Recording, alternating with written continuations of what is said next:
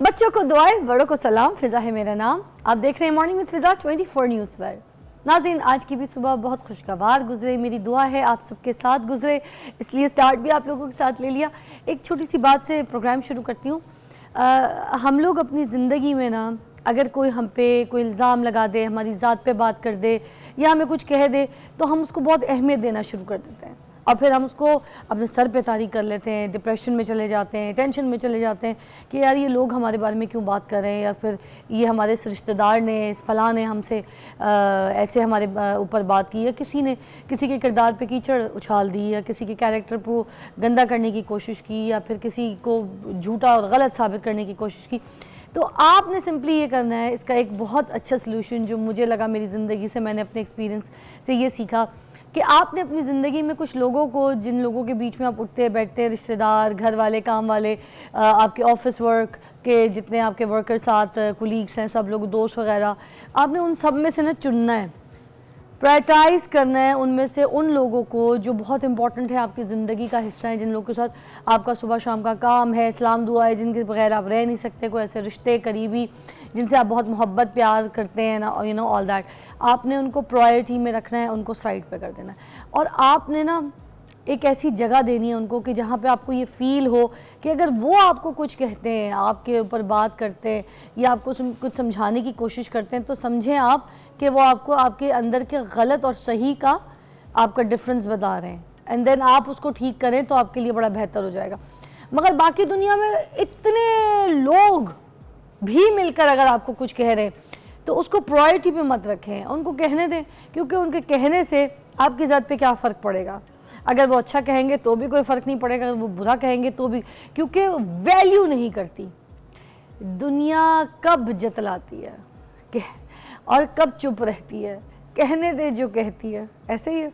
तो आपने सिर्फ प्रायोरिटी करनी है उन लोगों की, और उन लोगों की सुननी है कि जो आपको कुछ ऐसा गलत या सही करें और आपको लगे कि आपने उनके कहने पे अपनी ज़िंदगी को ठीक करना है, और वही वैल्यू उन्हीं को दें। उसके अलावा बाकी सबको वैल्यू देने की कोई ज़रूरत नहीं है, कोई अहमियत नहीं रखते। आज के हमारे शो पे हम आज बात भी करेंगे स्पेशली झूठ के ऊपर।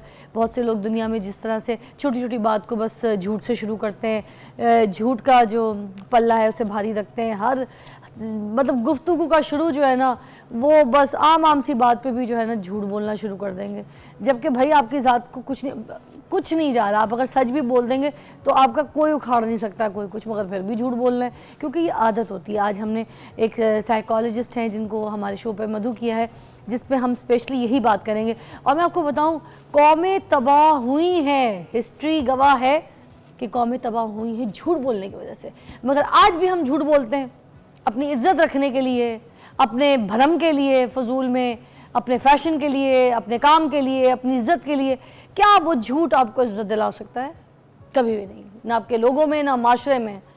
तो झूठ की बकवास जो है ना वो बहुत बुरी है। झूठ बोलना छोड़ दें। आदतन भी है ना, आदतन भी झूठ बोल रहे होंगे, ज़बरदस्ती का झूठ बोलेंगे, खा के तो रेडी का बर्गर आए होंगे, मगर झूठ बोलेंगे कि जी मैं वो ब्रांडेड बर्गर ये वाला खा कर आया हूँ। क्यों भाई? किसने पूछा? कोई आपके पेट के अंदर घुस के जाके देख रहा है कि आपने कौन सा बर्गर खाया? झूठ की आदत बस। अच्छा, इतना भी झूठ है कि बच्चे आपके 6 होंगे तो आपने बोलना है कि जी मेरे तो एक बेटा है। क्या वजह है भाई? औलादे आपकी हैं, आप सच बोलें, क्यों झूठ बोले हैं? क्या पड़ी है आपको झूठ बोले? हर बात पे झूठ। शादीशुदा बंदे से पूछ लो, आप शादीशुदा है तो अगर आप उसको इतना अच्छा नहीं जानते, शादी में छुपा लेता है, मतलब ये भी झूठ। सोशल मीडिया पे भी झूठ। शादीशुदा कितने बंदे जो हैं वो स्टेटस नहीं लगाते अपना मैरिड का, तो ये झूठ ही है ना। ऐसे हर बात पे झूठ यार। सैलरी किसी से कोई अपना दोस्त उसका पूछ ले कि यार तो इसका फर्म में काम करता है, तेरी सैलरी क्या है? झूठ। फ़ौरन झूठ का सहारा बोल देंगे कि भाई ठीक है। और औरतें तो बोलती हैं झूठ, चलो ये तो सुना ही है कि औरतें जो हैं उम्र के हवाले से झूठ बोलती है, जैसे उनसे कोई उनकी एज पूछ ले। वैसे भी औरतों की एज नहीं पूछनी चाहिए, मर्दों की सैलरी। मगर खैर अब देखें ना, अब मैं ये झूठ बोल दूँ कि मैं भी अभी 15 साल की हूँ तो फिर अच्छा, मगर क्या पता लगती भी हूँ अल्लाह का शुक्र है, खुश रहती हूँ, झूठ नहीं बोलती। मैं आपको बताऊँ, सबसे पहले अच्छे फ्रेश रहने का राज, खूबसूरत रहने का राज, आपकी सेहत का राज ये है कि आप झूठ ना बोलें। कि झूठ आपको पे बैक करता है, और ऐसा पे बैक करता है आपकी सेहत ख़राब की सूरत में, ठीक है, आपकी इज्जत जाती है माशरे में भी, ठीक है, आपको शर्मनाक एक ऐसी बेइज्जती देती है दुनिया के सामने जब आप झूठ बोलते हैं। आपको लगता है आप झूठ बोल रहे हैं, सामने वाले को समझ, यार वो जो देख रहा है ऊपर उससे कैसे, मतलब मुझे समझ नहीं आती। चलो आप सबसे झूठ बोल दो, वो तो देख रहा है, शहर रख के करीब है भाई, वो तो सब कुछ देख रहा है, सब कुछ जानता है। तो ये भी डर नहीं है कि कोई हमें देख रहा है। हम अपने दिल के अंदर ना ये बात पक्की कर लें, ये समझ लें कि हमें कोई देख रहा है। जब हम यहाँ पर आ जाएंगे ना, उसके बाद फिर हम किसी से झूठ नहीं बोलेंगे। और दूसरी बात ये कि भाई बड़े मज़े की बात, कोई आपके घर का खर्चा चला रहा है? नहीं चला रहा। कोई आपके घर पे आके तिमारदारी कर रहा है आपके किसी बीमार की? नहीं। तो फिर जब ये सब कुछ नहीं हो रहा तो फिर झूठ क्यों बोलते हैं? असल में ये झूठ की आदत है, ये खसलत है। वो कहते हैं ना, दांत निकलवाए जा सकते हैं, सींग कटाई जा सकती हैं, मगर आदतें झूठ बोलने की बदली नहीं जा सकती। तो झूठ बोलने की आदत जो है ना, ये एक गंदी चीज़ है, ये आपके अंदर बस जाती है, आपके खून में चली जाती है। जब आप इसको अपनी ज़िंदगी से निकालेंगे तो कामयाबी, खुशियाँ, सेहत, प्यार, मोहब्बत, रिश्ते सब कुछ आपके ऐसे सामने आ जाएंगे और आपसे आके ना ऐसे गले मिल लेंगे। क्यों? क्योंकि आप झूठ नहीं बोल रहे होंगे।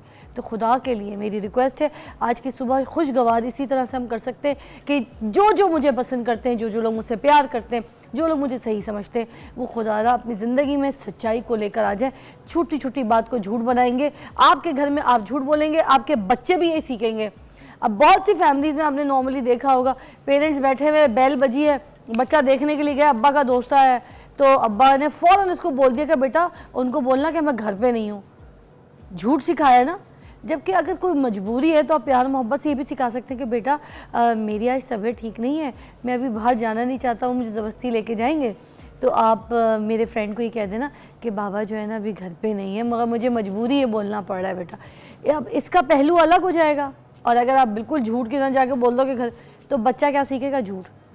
तो ये चीज़ें देखनी है। अब बच्चे ने देखा कि बाबा ने घर पे जो है ना वो टिंडे रोटी खाएं, तो वो अपने दोस्त से बाहर मिले बच्चे के साथ, तो वो कह रहे हैं अभी तो हम फलाने रेस्टोरेंट से मैं और मेरे बेटे खाना खा के आ रहे हैं। तो ये वो बच्चे देख रहे हैं कि बाप तो झूठ बोल रहा है, वो भी स्कूल में जाके झूठ बोलेगा, कहेगा आपको पता है मैं कल ना क्या कहते चुबुर्जी गया था एमिरेट्स एयरलाइन से। ले, तो बच्चा है वो तो कुछ भी बोल देगा। फिर इसी तरह समझ आती है, वो जो बच्चे जब इस तरह की बात बोले समझ जाए, उनके घर में अम्मा अब्बा लगे पड़े हैं झूठ झूठ झूठ झूठ झूठ झूठ। तो ये झूठ से बचना है। चलें खैर, आलू बुखारी की मैं बात बताती हूँ। आय हाय हाय हाय, रेडी लगा दूँ। एक तो फलों की रेडी लगाने का मुझे बड़ा शौक है, रोज़ सुबह सुबह मेरे मॉर्निंग शो पे। आलू बुखारे के बारे में सबको पता है, बचपन से हम सुनते आ रहे हैं 2 रुपये गिलास शरबत, 2 रुपये गिलास शरबत। तो जो 2 रुपये गिलास शरबत है वो आलू बुखारे का शरबत होता है। आलू बुखारा लाल रंग का होता है, दिखाइए जी, कलेजी सा लाल, ये देखें लाल रंग का होता है, हल्का सा खट्टा सा भी होता है, अंदर से रस वाला लाल कलर का उसका गूदा निकलता है। ठीक है, ये देखें आपको दिख रहा है। और कुछ इस तरह से हल्का सा, कुछ लाल होते हैं, कुछ हल्का सा पीची कलर का निकलता है अंदर से, इस तरह से फ्लेवर्ड इसके होते हैं। और क्या रस से भरा होता है। इसकी चटनी किसी ने खाई है? नहीं खाई तो आज बनाए गर्मियों में। आलू बुखारे की क्या चटनी बनती है, आलू बुखारे का शरबत बनता है। ठीक है, इसका बड़ा अच्छा जो एक शरबत है वो मैं आपको बताती हूँ। थोड़े से नरम नरम वाले आलू बुखारे, बहुत सख्त वाले नहीं, वो आप लेकर आए। आपने क्या किया, उसके अंदर थोड़ा सा काला नमक डाला, हल्का सा नमक डाला, काली मिर्च डाली, थोड़ी सी लाल मिर्च भी सुट दें। ठीक है, ये सारी चीज़ें करके आपने उसको हाथों में अच्छी तरीके से ना उसको कुचलना है। हाथों से अच्छी तरीके से कुचल जाएगा। उसके बाद उसमें ठंडा बर्फ़, जो थोड़ा सा पानी है ना वो डालना है, थोड़ी सी बर्फ़ें डालनी है। ठीक है, उसके बाद पतीला बंद करके उसको गड़ गड़ गड़ गड़ गड़ गड़ गड़ गड़ ऐसे हिलाते हैं ना, पूरा पतीला बंद करके गड़ गड़ गड़ ऐसे आप उसको हिलाइए अच्छी तरीके से, फिर उसको छोड़ दें। वो उसके बाद आप उसको गिलास में ना ऐसे नोश करें और थोड़ा थोड़ा आलू बुखारा मुँह में भी आएगा और वो एक गाढ़ा गाढ़ा शेक टाइप का। अब अगर आपने इसका शेक बनाना है, आप शेक भी बना सकते हैं, मगर इसमें दूध नहीं डाल सकते, पानी के साथ शेक बनेगा इसका ग्राइंड करके। मुझे तो इस तरह अच्छा लगता है। फिर उसके बाद उसकी गुठलियों में थोड़ा बहुत आलू बुखारा रह जाता है, तो उसमें काला नमक, मिर्चें। अच्छा, अब मिर्चों वाला आलू बुखारा बता रही हूँ खाने का कितना अच्छा तरीका। थोड़ा सा पानी डालिएगा, गाढ़ा गाढ़ा रखिएगा। ठीक है, जैसे सालन होता है शबदेग वाला, वो नीरा शुरवाना बनाइएगा तो बड़ा अच्छा लगेगा। आप खा के देखें, चम्मच से फिर उसको उस तरह खाएं, आय हाय हल्की सी लाल मिर्च। बाकी इसकी चटनियाँ बनती हैं वो करें। इसके फ़ायदे मैं आपको बता देती हूँ, जिस्मानी दिमागी निज़ाम को ये बहुत बेहतर करता है। जिसको याददाश्त की प्रॉब्लम हो जाती है, सोच में बैठा रहता है, शुद्ध रहता है, उनके लिए बहुत अच्छा है। हाजमे के लिए बहुत अच्छा है, आपको डिहाइड्रेट नहीं करता। फिर शुगर के पेशेंट्स के लिए इतना अच्छा है, ये डायबिटीज़ को बहुत ज़्यादा कंट्रोल करता है। तो बहुत से शुगर पेशेंट है जो उसको नहीं खा रहे, अगर ये डर से कि हमें प्रॉब्लम देगा, तो शुगर पेशेंट के लिए बहुत अच्छा है। आँखों के लिए बहुत अच्छा है, बच्चे की जो स्कूल में बच्चे जाते हैं पढ़ाई करते हैं, उनकी आंखें कमज़ोर हो जाती हैं, उनके लिए बहुत अच्छा है। वो औरतें जो प्रेगनेंसी के बाद उनके पट्ठे रह जाते हैं, उनको बड़ी तकलीफ़ें होती हैं, जोड़ों के दर्द होते हैं, ऑल दैट, उनके लिए बहुत मुफीद है। पट्ठों में बहुत आराम रखता है, ठीक है। फिर कार्डियक के लिए बहुत अच्छा है, जो दिल के लिए ना, जो मुझे कहती हूँ कि मैं आपको बताऊँ कि जो दिल है ना, अगर आपको मजबूत चाहिए तो उसके लिए बहुत अच्छा है। जो बड़े बड़े सर्जन्स और डॉक्टर्स होते हैं वो कार्डिक अटैक के लिए बचने के लिए ख़ास तौर पे तजवीज़ करते हैं कि आप आलू बुखारा खाएं ख़ास तौर पे। फिर दौरान खून को बेहतर बनाता है, जो जिस्मानी आपका ब्लड सर्कुलेशन जिससे बड़ी तेज़ हो जाती है उसको बहुत अच्छा कर देता है, फास्ट कर देता है। और ये आपके लिए बहुत ज़रूरी है, क्योंकि जब आपके ब्लड के अंदर सर्कुलेशन अच्छी होगी ना तो बहुत अच्छा होगा, क्योंकि जिस्मानी दिफाई निज़ाम जो है ये उसको बहुत अच्छा बेहतर कर देता है। आपको पता है विटामिन सी का इतना हाई सोर्स उसके अंदर मौजूद है, क्योंकि जल्द के लिए हमारी जो है, हमें मरी हुई जो जल्द लेके हम घूम फिर रहे होते हैं ना, तो मेरी बहनों को और भाइयों को भी, मेरे भाई भी बड़े गोरे गोरे आलू बुखारे जैसे गाल होते हैं, कुछ खूबसूरत होते हैं, तो उनको चाहिए और मज़ीद खूबसूरत लगे। सिर्फ लड़कियों के लिए खूबसूरती हुस्न थोड़ी है, लड़कों के लिए भी है। अल्लाह ताला ने लड़के लड़कियां दोनों बनाई है, दोनों को खूबसूरत रखना है। विटामिन सी का अच्छा सोर्स है, इसको इस्तेमाल करें। मरी हुई जो जल्द है वो आपकी बड़ी फ्रेश हो जाएगी, बड़ी खूबसूरत हो जाएगी, ठीक है। फिर मैंने आपको बता दिया कि आँखों के लिए बहुत मुफीद है, नज़र के लिए बहुत अच्छा है, और हड्डियाँ मजबूत बनाता है, ठीक है। हड्डियाँ भी आपकी कमज़ोर नहीं होनी चाहिए। और ख़ास तौर पे मैं हमेशा कहती हूँ कि जो एक मज़बूत स्ट्रॉन्ग औरत है उसकी हड्डियाँ मजबूत होनी चाहिए, क्योंकि पीछे पूरा घर चलाने वाली एक औरत है, पूरा ख़ानदान संभालने वाली एक औरत है। तो प्लीज़ आपसे रिक्वेस्ट है कि मेरी जो जितनी भी बहनें हड्डियाँ मजबूत करने के लिए आलू बुखारे का इस्तेमाल ज़रूर करें। रेडी में जब आप फल देखने जाते हैं और आलू बुखारा छोड़ देते हैं तो आलू बुखारा छोड़ना नहीं है। 2 रुपये गिलास आलू बुखारा। मगर ब्रेक के बाद हम यहाँ पर डिस्कस करेंगे झूठ के बारे में।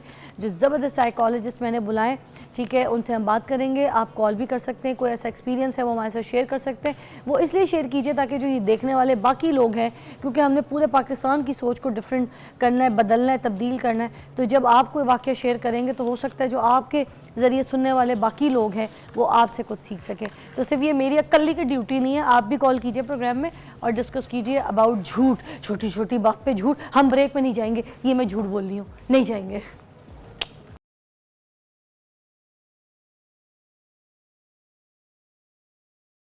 Welcome back, you watching morning with Fiza. नाजरीन, अभी हम बात करेंगे झूठ के ऊपर, आपकी कॉल्स भी शामिल करेंगे प्रोग्राम में। और मेरे पास मौजूद हैं साइकोलॉजिस्ट हसन आबिद साहब। हमारे प्रोग्राम में पहले भी आ चुके हैं, आते रहते हैं, and he is very intelligent, बहुत तरीके से समझाते हैं आपको। तो आपको वेलकम कहूँगी हसन, बहुत बहुत शुक्रिया आपकी तशरीफ़ आवरी का। अगेन वालेकुम अस्सलाम, थैंक यू वेरी मच। कैसी तबीयत जा रही है? बहुत ज़बरदस्त। गर्मी एंजॉय कर रहे हैं? गर्मी तो बिल्कुल पता चलता है कि गर्मी है। हाँ, आपको वैसे जवाब ही देना चाहिए था। ओ गर्मी, ओ माय गॉड। और मैं तो लंदन अमेरिका गया हुआ था, मैं तो यहाँ रहता ही नहीं हूँ। मैं कल ही वापस आया हूँ। बिल्कुल, और झूठ बोलना तो ऐसा बोलना, झूठ बोलना है तो फिर ऐसा ही बोलना। मुझे ये बताइए, ये जो झूठ है ये होता क्या है, लोग बोलते क्यों है, वजूहात क्या है? देखिए, सबसे पहले तो मैं बात करूंगा एज अ क्लिनिकल साइकोलॉजिस्ट के साइकोलॉजिकल डेफिनेशन क्या झूठ बोलने की। So it's a deliberate attempt, यानी जानबूझते हुए ऐसा काम करना जो आपको पता है कि ठीक नहीं है। लेकिन इसमें मैंने एक वर्ड यूज़ किया, अटेम्प्ट। क्या आप अटेम्प्ट कर रहे हैं अगले को एक बात बताने की जो कि आपको पता ठीक नहीं है। अगर वो अटेम्प्ट सक्सेसफुल हो जाए तो फिर तो धोखाधड़ी हो जाती है, डिसीव करना किसी को। सो अगर झूठ की साइकोलॉजिकल डेफिनेशन देखें तो वो यही है कि अटेम्प्ट करना कोई ऐसी बात। यूजुअली जो है वो झूठ की काफ़ी सारी कैटेगरीज हैं। उनमें एक नॉर्मल लाइंग होती है जो आप दिन में 1-2 दफ़ा बोल देते हैं, जिससे किसी का नुकसान नहीं हो रहा है या नुकसान हो रहा है, ये एक बात की बात है। काइंड ऑफ कि आपने लेट हो रहे हैं तो आपने लेट तो आप हो गए हैं, अब आपने कह दिया कि ट्रैफिक बहुत ज़्यादा था, जबकि नहीं था, आप किसी और वजह से लेट हुए हैं। अब इससे नुकसान किसी का नहीं हुआ क्योंकि आप तो लेट हो चुके हैं ना, तो you can not undo that. तो आपने ऐसी एक बात बोल दी, या आपने खाना खाया हुआ है और आप कह रहे हैं कि मैंने नहीं खाया हुआ, अब इससे किसी का नुकसान नहीं है, बट आप ऐसे ही बोल रहे हैं, ऐसी कि कोई जैसे बात बेगम को खुश करने के लिए कि बिल्कुल कि मैं भूखा खाना हूँ, खा के आऊं जल्दी या खाना लगा नहीं दो खा ना। के आया। अच्छा, तो ऐसी चीज जिससे किसी का नुकसान नहीं हो रहा, ठीक है। उसका जो इम्पैक्ट है अगले बंदे पे, वो हम इस तरह से कह रहे हैं कि अभी हम ये कह रहे हैं इम्पैक्ट ये है कि किसी का नुकसान नहीं हो रहा। हो भी सकता है नॉर्मल लाइन से भी नुकसान हो जाता है, मतलब ये भी हो सकता है कि आप 2-4 दिन बाद एक ही झूठ बोलें, वो एक ही झूठ ऐसा हो कि अगले बंदे का नुकसान हो जाए उससे। जाहिर सी बात है, अब खाना खा के और रोज कहे कि भाई मैंने नहीं खाया हुआ, तो बेगम भी खिला देंगी, तो फिर उसके बाद 4 दिन बाद जी। तो पता चलेगा अच्छी तरीके से। बिल्कुल बिल्कुल, जब इसका पेट खराब ये होगा। तो एक साइकोलॉजिकल इम्पैक्ट है ना आपकी बेगम के ऊपर कि उनके साथ आपने झूठ बोल दिया। एग्जैक्टली। लेकिन फाइनेंशियल इम्पैक्ट भी होता है इसका, अच्छा, और फाइनेंशियल इम्पैक्ट में ये है कि आपने कोई चीज़ झूठ बोल के बेच दी है, आपने एक ही चीज़ बेची है, हफ्ते में एक झूठ बोला है, लेकिन आपने वो झूठ बोल के चीज़ बेच दी है। अच्छा, उससे उसके ऊपर फाइनेंशियल इम्पैक्ट आया ना, क्योंकि उसको आपने गलत चीज़ बेच दी है। ठीक। और या फिर आपने ऐसी चीज़ बेच दी, आपने कहा जी कि ये प्रोडक्ट आप ले लें, इसका कोई बिल नहीं आएगा, वो लेकिन 1 महीने के बाद उसको बहुत लंबा चौड़ा बिल आ जाता है, अब वो पे नहीं कर सकता, वो डिफॉल्टर हो गया। तो ये अच्छा। काफ़ी बड़ा इम्पैक्ट है। इसके बाद आता है प्रोफाइलिक लाइन, यानी आपके प्रोफेशन की वजह से या किसी ऐसी मजबूरी की वजह से आप झूठ बोल रहे हैं, जो बोलना आपकी ज़रूरत है आप बोल रहे हैं, और आपने जानबूझ के गए हैं ना उस प्रोफेशन में। हाँ, और इसके अंदर ये है कि आप झूठ के बेस के ऊपर अपना पूरा मामला चला रहे हैं। मतलब अब प्रैक्टिस में भी आ रहे हैं। प्रैक्टिस में आपके है ही झूठ, यानी आप प्रोडक्ट कोई या सर्विसेज सेल करें जो कि वो नहीं है जो आप बेच रहे हैं। जैसे पाकिस्तान में तो बहुत ज़्यादा मामूल की बात हो गई है और प्रोडक्ट्स को बेचना ऐसा कह के कि जो मतलब जैसे आप डिस्क्लेमर में छोटी सी एक चीज़ लिख देंगे, जैसे आप बच्चों के दूध का कितना इंपॉर्टेंट एक इम्पैक्ट है, बच्चों को आप दूध पिलाते हैं, लेकिन एंड पे लिखा होता है कि ये नॉर्मल दूध का मुतबादिल नहीं है, लेकिन जब आप उसको बेच रहे हैं तो आप उसको ऐसे बेच रहे हैं कि जैसे यही सब कुछ है, मतलब ये नहीं पिलाया तो बस आपका बच्चा गया। हाँ, बच्चों की नशोनुमा, बच्चों की हाँ जी, हाइट, हाँ जी, बच्चों हाँ का जी। दिमाग, सारा कुछ तो इसमें डाल देते हैं। ये और क्योंकि लोग उसको खरीद लेते हैं तो ये धोखाधड़ी में आ जाता है। हाँ। अगर कोई भी ऐसी चीज़ आप किसी दूसरे कंट्री में कर रहे हो, यूएस में, यूके में कर रहे हो, तो लीगल लॉ सूट हो जाएगा आपके ऊपर। ओके, ठीक है। इवन यहाँ तक कि अगर आप एक सेल्समैन है और आपने ऐसी चीज़ बेच दी है कह के जो कि ऐसी नहीं थी, जो पायदार नहीं थी, आपको लीगल लॉ सूट का हो जाएगा, आपकी जॉब जा सकती है। अच्छा। कुछ लोग जो होते हैं वो इसका और इस चीज़ का बहुत ख्याल रखा जाता है बाहर के। यहाँ पे अनफॉर्चुनेटली नहीं रखा जाता। यहाँ पे दवाइयाँ भी जो हैं वो 2 नंबर बेची जाती हैं, उन पर जो सॉल्ट लिखा होता है वो वैसा नहीं होता, क्योंकि दवाइयों की डिमांड बहुत ज़्यादा है और उसको किया जाता है, आउटसोर्स किया जाता है वेंडर्स के पास, वो फिर उनको सॉल्ट चला जाता है, वो फिर उसमें क्या करते हैं ये उनकी स्वाबदीद है। लेकिन इसके अलावा आप देख लें जितनी भी प्रोडक्ट्स आप खरीदते हैं या सर्विसेज खरीदते हैं, उसमें कहीं ना कहीं ऐसी चीज़ ज़रूर होती है जो बाद में जाके आपको पता, अच्छा ये तो हमें बताया ही नहीं था। अब वो जो नहीं बताया वो उसमें लोग ये कह रहे हैं कि क्योंकि हमने झूठ तो नहीं बोला, हमने एक चीज़ सच नहीं बताई, लेकिन क्योंकि जो इम्पैक्ट आया उसका वो तो एक धोखा आया ना, तो वो उसी कैटेगरी में फॉल करता है। लेकिन जो सबसे इंपॉर्टेंट कैटेगरी है वो है पैथोलॉजिकल लायर्स। हम पैथोलॉजी कहते हैं कि ऐसा काम जिसकी वजह से आपको जो है ना वो एक सिम्टम आपके ऊपर आ जाता है या आपको जिसके लिए मेडिकल अटेंशन सीख करनी चाहिए, थेरेपी सीख करनी चाहिए, तो पैथोलॉजी उसको हम कह रहे होते हैं कि पैथोलॉजिकल लायर्स वो होते हैं जिन लोगों ने झूठ की बेस के ऊपर अपना बबल क्रिएट कर लिया होता है, अपनी रियलिटी क्रिएट कर ली होती है। वो इतना झूठ बोलते हैं कि वो झूठ ही उनका सच बन जाता है। जैसे बहुत मामूल सी आपको एक बात बताऊं कि पाकिस्तान में और ख़ास तौर पे इस रीजन में, पाकिस्तान, इंडिया, बांग्लादेश आप कह रहे हैं, सब कॉन्टिनेंट रीजन के अंदर, क्योंकि अब बहुत ज़्यादा लोग रहते हैं, 1.3 बिलियन तो आउट ऑफ 6.5 बिलियन इंडिया में रहते हैं, फिर यहाँ पे काफ़ी सारी आबादी है, तो यहाँ पे मौके कम हैं काम करने के, तो लोग जो है ना वो झूठ को समझते हैं कि वो जो है ना वो एक आर्ट है। सो झूठ को इतना नॉर्मलाइज कर दिया है, जैसे करप्शन को नॉर्मलाइज कर दिया है। तो हमारे लिए मसला ही कोई नहीं है, यानी किसको नहीं पता कि कौन से डिपार्टमेंट में क्या क्या करप्शन होती है, लेकिन ये सब नॉर्मलाइज हो चुका है। मतलब ये लोग झूठ को ओन करते हैं, इसको आर्ट समझते हैं। खुद एतमादी बढ़ाने के लिए भी लोग झूठ बोलते हैं क्या हसन साहब? किस चीज़ के लिए? सॉरी, खुद एतमादी बढ़ाने के लिए लोग झूठ बोलते हैं। देखिए, खुद एतमादी बढ़ाने का तो मैं आपको ये बता देता हूँ ना कि यहाँ पे जो बंदा भी थोड़ा सा कामयाब होता है वो अपना पूरा का पूरा पास्ट रिक्रिएट कर देता है, यानी वो जब उसका फ्यूचर सिक्योर हो जाता है, वो पैदाइश से, हाँ जी, वो पैदाइश से जी मेरे बाप दादा तो जी वो अंग्रेज़ों के ज़माने के वो हैं लोग हैं और ये मतलब नवाब हैं और ऐसे और वैसे, और मेरे दादा ये कहा करते थे, मेरे वालिद ये कहा करते थे, तो वो सब पास्ट को रिक्रिएट कर, तो वहीं से स्टार्ट हो जाता है झूठ का सिलसिला। अब देखिए, जैसे स्ट्रगल बहुत इंपॉर्टेंट होती है एक लाइफ की स्टोरी में, हर एक को कहती हूँ, हर एक की अपनी ज़िंदगी की स्टोरी है, जैसे मेरी स्टोरी, आपकी स्टोरी, सबकी स्टोरी, और उसमें बहुत से किरदार ऐड होते हैं जिनमें हम बहुत से किरदारों को नाम अंजाम नहीं देते। अब मेरी ज़िंदगी की जो स्टोरी उसमें मैंने बहुत स्ट्रगल किया है, मैंने इतनी मेहनत की है, मैंने इतनी मेहनत की है, फिर मैं आज यहाँ पे बैठती हूँ तो मुझे उस स्ट्रगल को याद करके मैं मज़ीद उससे खुश होती हूँ और अपनी बातों में कोट कर रही होती। बहुत से ऐसे लोग हैं अपनी स्ट्रगल को डिस्कस नहीं करते, दे डोंट टेल कि उन्होंने क्या पहना था, कैसी स्ट्रगल थी, कैसी तकलीफ़ थी, किधर पैदा हुए थे, किस हालात में उनकी ज़िंदगी गुजरी थी, उनके पास खाने पीने को क्या चीज़ें मुयसर नहीं थी, जेब में कितने पैसे होते थे, ये सब नहीं बताते। वो शुरू में ही अपनी स्ट्रगल को चेंज कर देते हैं, अपना पूरा बैकग्राउंड बदल देते हैं, रिक्रिएट करते हैं। Why is that important for everyone? Well struggle क्यों छुपाते हैं? तो बहुत खूबसूरत पार्ट है। देखें, आपकी ना ऑडियंस फ़र्क होती है हर टाइम के ऊपर। कई दफ़ा आपकी ऑडियंस ऐसी होती है जिसको आपने अपनी स्ट्रगल बतानी होती है, और कई दफ़ा आपकी ऑडियंस ऐसी होती है जिनको आप वो पास नहीं बताना चाहते क्योंकि वो खुद ख़ानदानी लोग होते हैं, उनका जो पास्ट होता है वो बड़ा हीरोइक किस्म का होता है या उनको बहुत ही आसाइशें मिली होती हैं, तो आप रिलेट करना चाह रहे होते हैं उनके साथ, तो वहाँ पे आपको फिर अपना पास भी चेंज करना पड़ता है उनके साथ रिलेट करने में।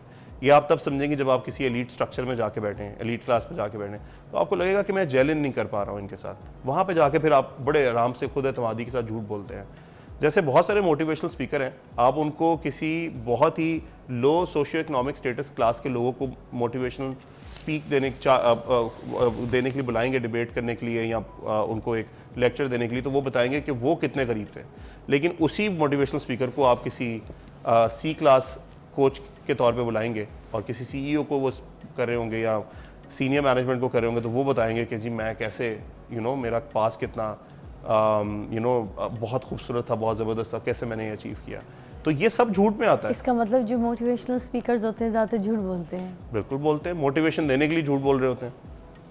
तो मैं इसलिए तो आपको कह रहा हूँ कि बहुत सारी जो चीज़ उनके एक्सपीरियंस है, उनकी स्ट्रगल का हिस्सा नहीं है, तो फिर क्यों बोलते हैं? तो गलत बात है। भाई एक इंसान की ज़िंदगी मुझे लगता है बजाते खुद इतना कुछ उसके अंदर होता है, इतना सारा कुछ वक्त, एक एक टाइम, एक एक पल, एक एक एक्सपीरियंस इतना होता है कि अगर वो किसी के साथ भी शेयर करें तो मुझे लगता है कि उनके दिन ख़त्म नहीं होते, उनके महीने ख़त्म नहीं होते, उनके शोज़ ख़त्म नहीं होते बोलने के लिए। मेरे पास तो इतना मवाद है मेरी अपनी ज़िंदगी। वैसे मैं आपको इसकी वजह बताता हूँ, लेकिन ये लोग इसको रीज़न ना बना ले झूठ बोलने का, लेकिन फिर भी मैं आपको बता देता हूँ। देखें, जिस तरह आपकी स्ट्रगल है, इस तरह आप ही की तरह बहुत सारे लोगों की स्ट्रगल ऐसी ही होगी, लेकिन कामयाबी आपको मिली है। वो किस वजह से मिली है कभी आपको भी नहीं पता होता, इंसान को खुद नहीं पता होता किस वजह से कामयाबी मिल गई है। आप एक ही तरीक़ेकार देखेंगे, जो यहाँ से लोग जाते हैं बाहर, वो एक ही तरीके को फॉलो करते हैं। वो गैस स्टेशन पे काम करते हैं दिन में, वो रात को गैस स्टेशन पे काम करेंगे, सुबह वो डिलीवरी बॉय का काम करेंगे। यही पैटर्न बहुत सारे लोग फॉलो कर रहे होते हैं, लेकिन कुछ उसमें से पैसा बना लेते हैं, कुछ नहीं बनाते। मैं अब ये देखें, ये चप्पल दिख रही है, बिल्कुल इसी टाइप की सैंडल थी मेरी, ठीक है, वो मेरी कोई 80-90 रुपए की थी। लंडा से मैंने सदर से वहाँ जो रेडियाँ होती है ना, उससे ख़रीद के तो मैंने फर्स्ट अपना फैशन शो किया था। फिरिया अल्ताफ़ जो बहुत बड़ी कोरियोग्राफर हैं, उनका फैशन, और टॉप मॉडल्स थी उसमें सारी, उसमें एरज थी, उसमें सुनीता मार्शल थी, उसमें सारी टॉप मॉडल्स थी, मगर उसके बावजूद मैंने अपनी सैंडल से जो है ना बड़ा अच्छा फैशन शो कर लिया था। तो खैर, आप कुछ कहना चाह रहे थे? मैं ये कह रहा था कि कुछ लोगों को वो कामयाबी मिल जाती है सेम चीज़ों को फॉलो करते हुए, कुछ लोगों को नहीं मिलती। अब वो यही चीज़ अगर किसी को बता रहे हैं, ऐसे लोगों को जो कामयाब नहीं हो सके, जाहिर बात है वो ये सोचेंगे कि ये काम तो हमने भी किया है, कुछ एक्स्ट्रा ऑर्डिनरी नहीं बताया हमारे स्पीकर ने ना। तो क्या वजह होती है फिर असल सक्सेस की वजह जो है ना, वो आप एक ये नहीं कह सकते कि इस वजह से इसको सक्सेस मिल गई। उसमें कई वजूहात हो सकती हैं, उसमें आपकी नीयत हो सकती है।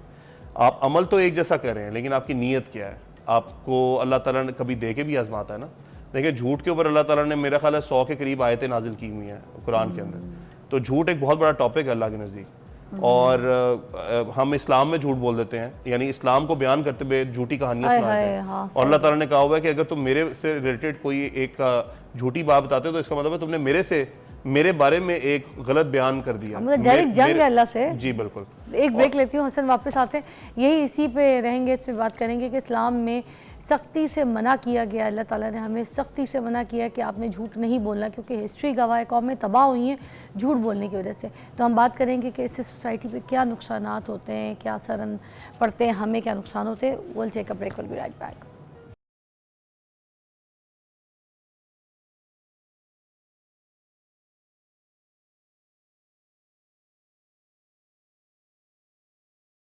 Welcome back, you watching morning with Fiza और हम झूठ के ऊपर बात कर रहे हैं। हसन साहब हमारे साथ मौजूद हैं, साइकोलॉजिस्ट है। मैं सवाल ये पूछना चाही थी इनसे कि इस्लाम में जबकि झूठ सख्ती से मना किया गया है, उसके बावजूद हम झूठ बोलते हैं, तो ये सोसाइटी पर क्या असरअंदाज होता है इस पर? देखिए फिज़ा, सोसाइटी के ऊपर तो बहुत बुरे असरात हैं और हमारी जो सोसाइटी है उसके अंदर झूठ, करप्शन, धोखाधड़ी, इसको इतना नॉर्मलाइज कर दिया गया है कि लोग समझते हैं कि ये आर्ट है और इसको आना ज़रूरी है ताकि आप कामयाब हो सकें। जो कौम चली इसी प्रिंसिपल पे रही है कि वो झूठ बोल के, धोखा दे के, किसी ना किसी झूठ के पीछे एक रीज़न खड़ा करके अपने आप को सक्सेसफुल बना लेगी, वो कहाँ जाएगी? ये तो आप अल्लाह के ऑर्डर के बिल्कुल अगेंस्ट जा रहे हैं। और जैसे मैंने बताया कि अल्लाह ताला ने कई आयतें नाजिल की जिसके अंदर झूठ के ऊपर जो है वो स्पेसिफिकली कहा गया कि क्या करूँगा उन लोगों के साथ जो झूठ के ऊपर अपनी बातें करते हैं, उनके साथ क्या होगा, दोज़ख में क्या होगा और उनको दुनिया में क्या अज़ाब दूंगा। इसकी मैं छोटी सी आपको मिसाल देता हूँ। आप देखें पाकिस्तान में कितना ज़्यादा डिवोर्स रेट हो गया है। आप किसी डिवोर्स लड़के से पूछ लें कि तुमने अपनी बीवी को क्यों छोड़ा, वो दो ही जवाब देगा। या वो कहेगा उसका कैरेक्टर ख़राब है, या वो कहेगा उसका वो पागल औरत थी। ये दो ही बात कहेगा। इसी तरह आप लड़की से पूछ लेंगे, वो भी कोई ना कोई, यानी आप किसी भी चीज़ में ऑनेस्ट नहीं है। आप ये भी तो कह सकते हैं मुझे नहीं पसंद, या मेरी शादी मेरी मर्जी के बगैर हो गई थी इसलिए मैंने छोड़ दिया, या हमारा माइंड मैच नहीं हुआ, या हमारी फ्रीक्वेंसी मैच नहीं हुई, हम दोनों एक दूसरे के बिल्कुल पर्सनैलिटी क्लैश था हम दोनों का। लेकिन आप एक ऐसा झूठ बोलेंगे जिसके ऊपर अगला सवाल भी ना करे, यानी आप कहेंगे कि मैं मजलूम हूँ, मेरे साथ ज्यादती हुई है और मेरे साथ ये हैंड हो गया। ये चीज़ बहुत गलत है जी बिल्कुल। और आप ये देख लें कि अल्लाह ताला ने कुरान में, और मैं किसी भी और चीज़ का हवाला इसलिए नहीं दे रहा कि मैं कुरान का हवाला दे रहा हूँ, वो सबसे ऊपर वो है। कुरान के अंदर जो है वो बहुत दफ़ा अल्लाह ताला ने कहा नाप तोल में कमी ना करो। यहाँ पे सबसे ज़्यादा नाप तोल में कमी होती है। यहाँ पे सबसे ज़्यादा धोखाधड़ी जो है वो रमज़ान में होती है। यानी ऐसे जैसे कि लाइसेंस मिल गया आपको ना कि अब आप कुछ भी करें, क्योंकि ईद आ रही है तो आपने सारी 2 नंबरी जो है ना वो रमज़ान में ही करनी है। आप वो डिवोर्स की बात कर रहे थे, उस पर एक बात कोर्ट में भी साथ करना चाह रही थी कि कुछ ऐसे भी लोग होते हैं जब उनमें डिवोर्स हो जाती है ना, तो वो जब औरत के ऊपर या औरत मर्द के ऊपर जब बात कर रही होती है, उनके कैरेक्टर्स के ऊपर जाके उनकी फैमिलीज़ को जब गंदा कर रहे होते हैं, तो मुझे इस बात पे हैरत बड़ी ज़्यादा होती है कि दो लोग एक साथ रह के एक टाइम गुजार के और उसके बाद अलग हुए, फिर उसके बावजूद इतना जानने के बाद, एक छत के नीचे रहने के बाद, एक कमरे को शेयर करने के बाद, अपनी फीलिंग्स, बातें, सब कुछ एंड देन उसके बाद एक दूसरे की ज़ात को इतना गंदा माशरे के सामने करना, इज़ दैट राइट? ये सब गंदगी, ये झूठ ही तो है। ये है, और इसकी वजह ये है कि एथिक्स और मोरालिटी बिल्कुल ख़त्म हो गई है। एक कॉल भी ले लें हसन। अस्सलाम वालेकुम जी। वालेकुम, कैसी हैं? जज़ाकल्लाह, ये हमारे बहुत अच्छे कॉलर हैं जी। बताइए अपना नाम, चीज़ें ज़रा हसन भाई को भी। जी या मेरा नाम है, बड़ा रेगुलर कॉलर हूँ। आपके गेस्ट को बहुत सलाम हो। लेकिन आपसे बहुत अच्छा मौजूद जो है, हमारे माशरे का बहुत बड़ा अलमिया झूठ है, और झूठ जो है नाइंसाफी की तरफ ले जाता है आपको। जब आप झूठ बोल रहे होते हैं ना, किसी का हक सेल्फ कर रहे होते हैं। और अभी इन्होंने कुरान का हवाला दिया तो मैं कहता हूँ कि लानतुल्लाहिल काज़िबीन, यानी अल्लाह की लानत है उस शख्स से वो झूठा है। ठीक है, हम लोग इतनी बड़ी बड़ी हम बातें करते हैं, हम नमाजें पढ़ते हैं। मैं अपनी भी बात कर लूँ ना, मैं किसी और की बात इसलिए नहीं कर रहा कि अपनी गिरबान में इनको झांकना चाहिए। हम नमाज पढ़ रहे हैं, सब कुछ कर रहे हैं, जब हमारी जिंदगी में झूठ शामिल हो जाए ना तो वो हमारे मामला खराब हो जाते हैं, और उस नमाजों का हमारी जिंदगी में असर बाकी नहीं होता। मेरा सवाल इनसे ये कि देखिए माशरे में जो इस कदर झूठ है, नहीं आप किसी भी फोरम पे देखें ना, अब हमारे लीडरान है वो भी झूठ बोलते हैं, झूठे वादे करके आते हैं, लोगों को धोखा देते हैं, और फिर वो आके कुछ और कर रहे होते हैं, कहते कुछ हैं। अब ये इतनी बड़ी मुनाफिकत है। आप क्या, हम जब रोते हैं कि हमारे माशरे में बरकत नहीं है, ये नहीं है, तो हम खुद भी तो घरों से झूठ बोलते हैं, बच्चों के सामने झूठ बोलते हैं, हर जगह झूठ बोल रहे होते हैं। आपने कही एक बात की कि अगर कोई किसी की डिवोर्स हो जाती है तो हर आदमी अपने आप को सच्चा साबित करने के दूसरों को झूठ बोलता है, कि दूसरों को यानी या बीवी हो या मियाँ हो, एक दूसरे पर झूठे एलिगेशन लगाते हैं। तो जाहिर बात है, मेरे फादर ने एक बात कही थी कि जो घरों से झूठ शुरू होता है ना, वो नाइंसाफी के फोटो तक चले जाते हैं। तो अपने घर में सच कायम रखें, और अपने घर में सच कायम रखेंगे तो आप सच्चा बन सकेंगे। और मेरा इनसे सवाल ये कि सच बोलने के लिए आप सच करना होता है, तो हमारे अंदर क्या हौसला होना चाहिए? हम जो तकलीफें उठाते हैं सच बोलने के लिए, वो हमें किस तरह बर्दाश्त करनी चाहिए? क्योंकि सच बोलने के लिए आपको तकलीफ को जरूर उठानी पड़ती है, लेकिन आप आखिर में सुरखरू होते हैं। यही मेरा सवाल है, उस सच को सहने के लिए, सच की तकलीफ को सहने के लिए हमें क्या करना चाहिए? क्या बात है आए, थैंक यू सो मच, बहुत अच्छी बात की, बहुत अच्छी गुफ्तगू की। क्या कहेंगे आप हसन भाई? देखिए, सच के ऊपर ना ये बिल्कुल कड़वा नहीं होता। मैं आपको ऑनेस्टली बताऊं, ये कड़वा उसी बंदे के लिए जिसने सच अपना कुछ और बनाया हुआ है। तो उसको जब रियलिटी दिखाई जाती है ना तो उसे कड़वा लगता है। बात यह है कि अगर आप सच बोलने वाले हैं, अगला सच नहीं सुन सकता तो ये आपका मसला नहीं है, ये उसका मसला है। आपने नहीं सहना, उसने सहना है। तो सच आपके लिए कड़वा तब होगा जब आपके लिए सच बड़ा एक डिफरेंट सी चीज़ है ना, आप पहली दफ़ा सुन रहे हैं। फॉर एग्जांपल मैं कहूँ कि मेरे अकाउंट में 2 बिलियन पड़ा हुआ है और कोई मेरे से पैसे मांग रहा है यार 2000 रुपये उधार देना, और मैं सोच रहा हूँ दिल में कि यार मेरे पास तो है ही नहीं, मुझे तंग करेगा ना ये, क्योंकि मैंने झूठ बोला हुआ है। तो बात ये है कि अगर मैं झूठ बोल रहा हूँ मेरे सामने कोई सच बोलेगा तो मेरे लिए कड़वा है। अगर मैं सच बोल रहा हूँ, किसी को प्रॉब्लम हो रही है तो उसका प्रॉब्लम है। आपका काम है आप सच पे कायम रहें, सच बोलें, इसका कोई नुकसान नहीं है। हमारे एक मीडिया में जानने वाले हैं, बड़ी अच्छी पर्सनालिटी है उनकी, बड़ा फेमस भी हैं, लोग उनको बहुत अच्छा जानते हैं, मगर उनकी एक इतनी बुरी आदत है, उनके सामने किसी भी लड़की की बात करो, किसी सेलिब्रिटी की बात करो, किसी भी ऐसे कुलीग्स में, लोगों में, ओ ये तो मेरी गर्लफ्रेंड रह चुकी है। भाई आप किसी की कैरेक्टर पे कैसे बात कर सकते हैं? और वो एक औरत, एक लड़की बेचारी, उसकी 4 लोगों के सामने आप उसकी कैसी कैरेक्टर ख़राब कर रहे हैं। किसी को उस तरह का झूठ बोल के क्या राइट मिलता है और क्या मज़ा मिलता है? ये कोई गंदी आदत है ना कि किसी की ज़ात तक पहुंच के किसी को गंदा कर देना। ये बेसिकली यहाँ पे ना नॉर्मलाइज, जैसे मैंने आपको वर्ड यूज़ किया ना, ये लड़कों में ख़ास तौर पे ये होता है कि अपनी बढ़ाइयत शो करने के लिए वो कह देते हैं कि मेरी इतनी गर्लफ्रेंड्स हैं या मेरी वो भी गर्लफ्रेंड रही है। उसका at the end of the day फ़ायदा कोई नहीं है, सिवाय इसके शोबाजी है, सिवाय इसके कि आप एक महफिल के अंदर थोड़ा सा अपनी फूफा बना लेंगे। और किसी लड़की की जात को गंदा कर दिया। बिल्कुल। देखिए डिप्लोमेसी में एक फ़र्क है। अच्छा, डिप्लोमेसी एक वर्ड है जिसको यूज़ किया जाता है आपकी वर्क प्लेस के ऊपर।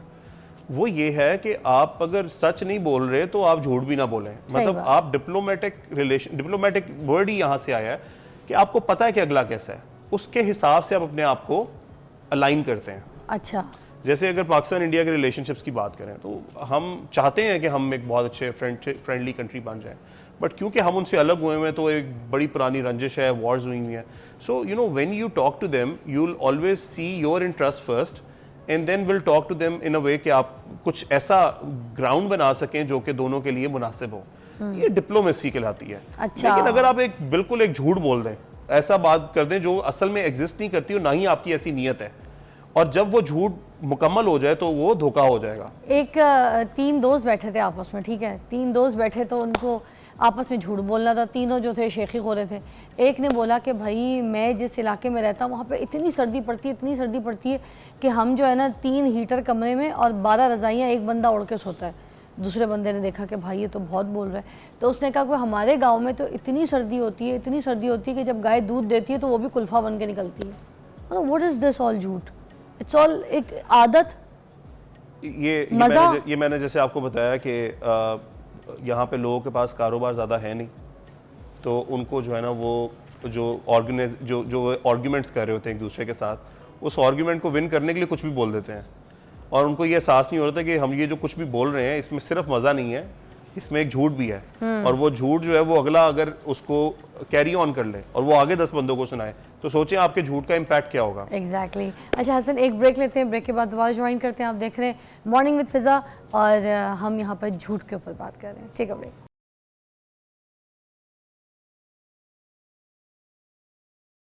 Welcome back, you watching morning with Fiza. Hasan Abid psychologist हमारे साथ हैं, हम बात कर रहे हैं झूठ के ऊपर, और अब हम सोल्यूशन के ऊपर बात करेंगे कि हम इससे कैसे बच सकते हैं, हमने कैसे अपनी आदत को चेंज करना है और ये झूठ को कैसे रोक सकते हैं। देखें, हम साइकोलॉजी में कहते हैं कंडीशनिंग होना। एक बंदे को इस तरह से ट्रेन किया जाए कि वो एक बिहेवियर को अडेप्ट कर लेता है। बेसिकली झूठ जो है ना वो बिहेवियर डिस्टर्बेंस में आता है। अगर आप ये कहना कि ये कोई साइकोलॉजिकल बीमारी है तो बीमारी नहीं है, ये एक बिहेवियर का पार्ट बन चुका है। बिहेवियर डिस्टर्बेंस है एक बंदे को झूठ बोलने की। कई दफ़ा उसे कोई फ़ायदा नहीं हो रहा होता फिर भी झूठ बोलता है क्योंकि आदत बन गई है।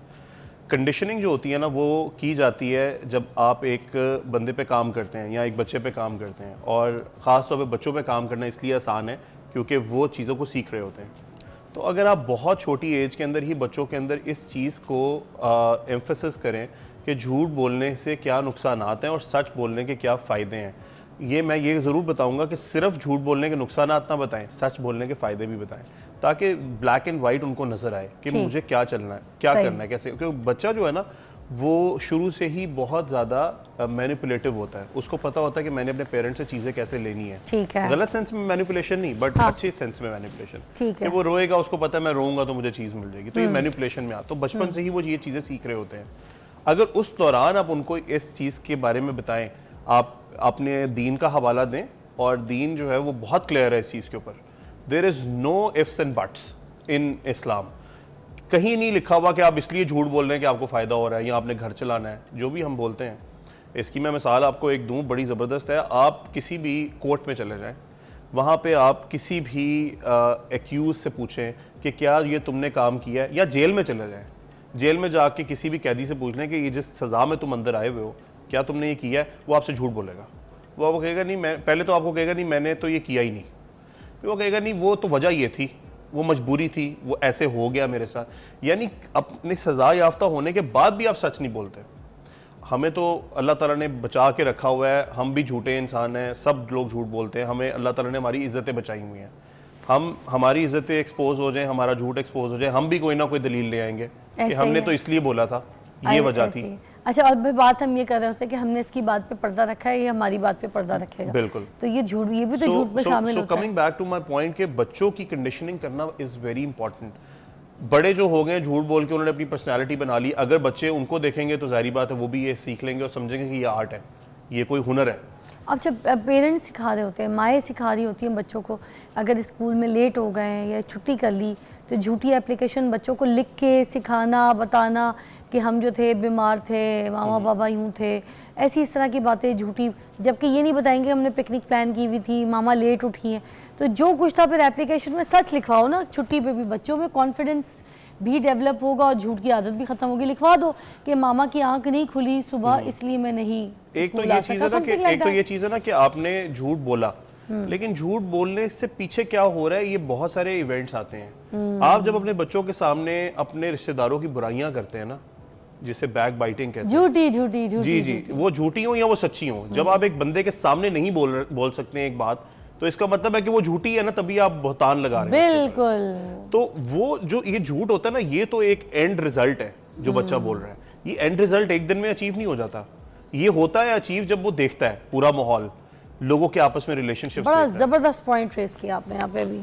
तो वो ये देख रहा होता है कि मेरे माँ बाप आपस में किसी के बारे में क्या बात कर रहे हैं, और वो बात वो उसके मुंह पे नहीं कर सकते, क्योंकि जब उसके मुंह पे मिलते हैं तो वो बहुत अच्छे तरीके से तो मिलते हमने हैं। अपने घर का एटमॉस्फेयर ही ऐसा बनाना है कि उधर बच्चे बड़े जो भी आपस में झूठ या किसी के पीठ पीछे बात ना करें, जो कि एक बुराई है, वहाँ से भी झूठ जो है जन्म लेता है। आपने कहा है, इज दैट? बिल्कुल बिल्कुल। आपके घर के माहौल में ये देखिए, मैंने आपको एग्जैक्टली बता दिया कि झूठ जो है ना वो एक एंड रिजल्ट है, लेकिन झूठ से पहले बहुत सारे इवेंट्स होते हैं जो आप अपने बच्चों के सामने कर रहे हैं, जिसकी वजह से वो झूठ बोलते हैं। ठीक है। वो ये देखते हैं कि मेरे माँ बाप भी इसी तरह के डबल फेस्ड हैं या मैनिपुलेटिव हैं, तो मैं भी ऐसा हूँगा तो शायद मैं कामयाब इसी हूँगा। तरह एक फ़र्द जो है वो नस्ल दर नस्ल उसकी जो पूरी आगे बढ़ने वाली पौध है वो सारी झूठ के बलबूते पे जो है ना वो परवान चढ़ना शुरू कर देती। Thank you so much Hasan, बहुत बहुत शुक्रिया।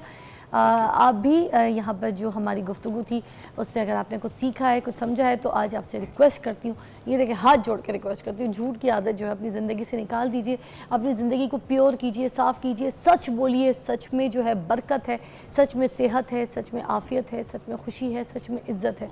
झूठ में सिर्फ ज़िल्लत है, बेगैरती है, आपकी बेइज्जती है और आपकी बर्बादी है। आप अपने सेहत से भी जाएंगे, अपनी इज़्ज़त से भी जाएंगे और पूरे माशरे में एक ना एक दिन, आज नहीं तो कल, सबके सामने शर्मनाक जलील होंगे। तो उससे बेहतर ये कि आपका सर झुके शर्म से, आप अपना सर बुलंद कीजिए सच से। Take a break.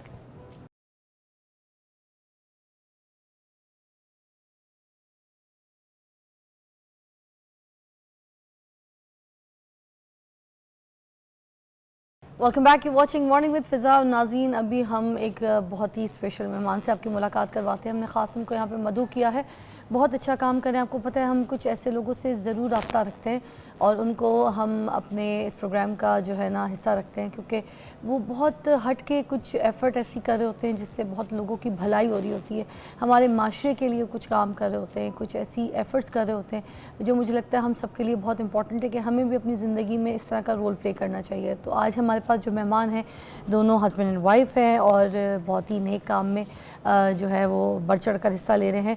Adeel Niazi और फ़रा अदील जो हैं हमारे साथ हैं, चेयरपर्सन रिहाई फाउंडेशन से। और अदील नियाज़ साहब जो है यहाँ तशरीफ़ फरमाए। अस्सलाम वालेकुम। और मेरे साथ यहाँ पे फ़रा अदील जो है वो इधर तशरीफ़ फरमाए। आप दोनों को मैं खुशामदीद कहूँगी, आप लोगों ने वक्त निकाला। और मैं आज आपसे सबसे पहले इसी सिलसिले में गुफ्तगू करना चाहूँगी कि ये जैसे जेल में जो कैदी होते हैं, ठीक है, और वो वहाँ पर रह रहे होते हैं, उनकी क्या लाइफस्टाइल होती है, उनकी क्या सिचुएशंस होती हैं, उसके बावजूद आपने उनके लिए एक ये जो मुहिम, मैं कहूँगी कि इसको आपने इदारे की शक्ल दी, जिसमें आपने रिहाई फाउंडेशन जो है वो बनाई और वहाँ जाकर उनकी रिहाई के लिए काम किया। इस सोच क्या थी पीछे? What was the background, you know? हाँ, थैंक यू फ़िज़ा, आपका शुक्रिया कि आपने मदू किया। मेरा ताल्लुक़ शोबा सहाफ़त से है। मैं बतौर सहाफ़ी काम करती थी मन्नू भाई के साथ रोज़नामा सदाकत अखबार में।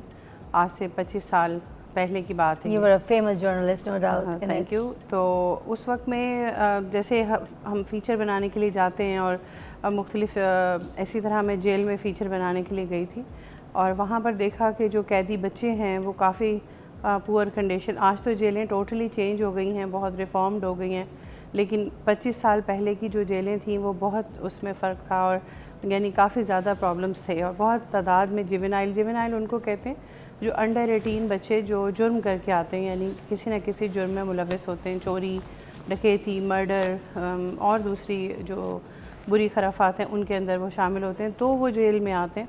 जब वहाँ देखा कि इतनी तादाद में बच्चे हैं और वो चाहते हैं, और मेरे जाने से, उनके इंटरव्यू करने से, क्योंकि 2-3 दफ़ा मेरा उधर जाना हुआ, तो उसके बाद देन आई डिसाइडेड कि या मैं ये इशू बना के छोड़ दूँ जो हम मीडिया के लोग करते हैं कि हम इशू हाईलाइट कर देते हैं और उसके बाद भूल जाते हैं कि वो इशू कहाँ खड़ा रह गया और किधर उसका, यानी हमने एक इशू सोसाइटी में छोड़ा कि ये प्रॉब्लम है, बहुत बोले उस पर, तबसरे हुए, लेकिन उसके बाद क्या, उसका सॉल्यूशंस पे कोई काम नहीं करता। सोसाइटी में प्रैक्टिकली कौन आगे बढ़ेगा? कोई लोग कहीं से नहीं आएंगे। बात तो सब कर रहे हैं, बात तो सब, हर इशू रोज़ एक नया इशू मिल सकता है, रोज़ नया इशू पे बात हो सकती है, पर उस इशू को सॉल्व किसने व्हाट इज द सॉल्यूशन? तो हम लोग यंग थे, दोनों हस्बैंड वाइफ, यानी उस वक्त में हम यूनिवर्सिटी में पढ़ते थे। कितने साल हो गए?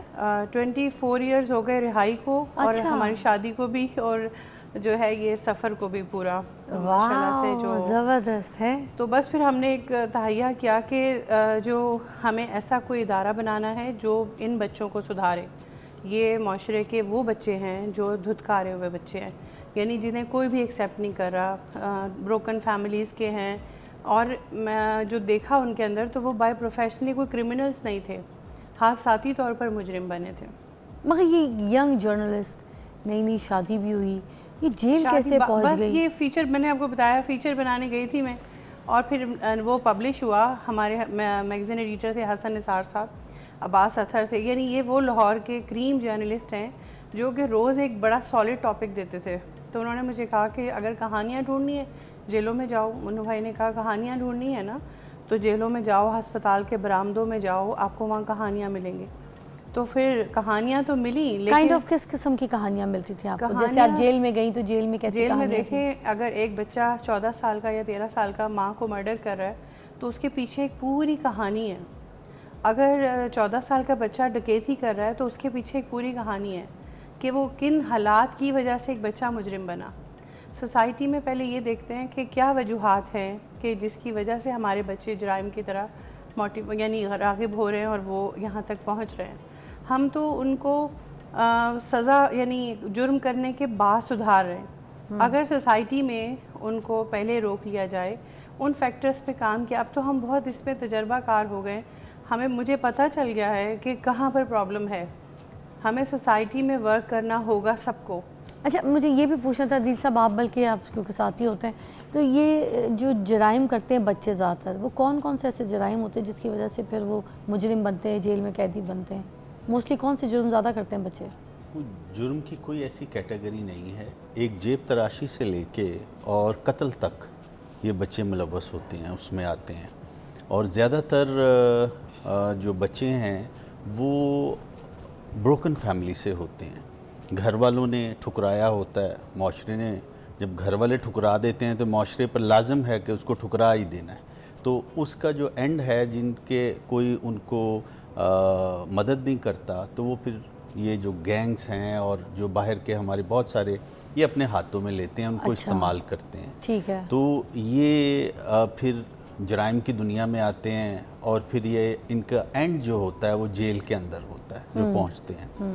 तो हमारे पास तो जेब तराश भी होता है, हमारे पास कत्ल का मुजरिम भी होता है बच्चा, और कत्ल में ज़्यादातर ये बच्चे हादसाती कत्ल करते हैं।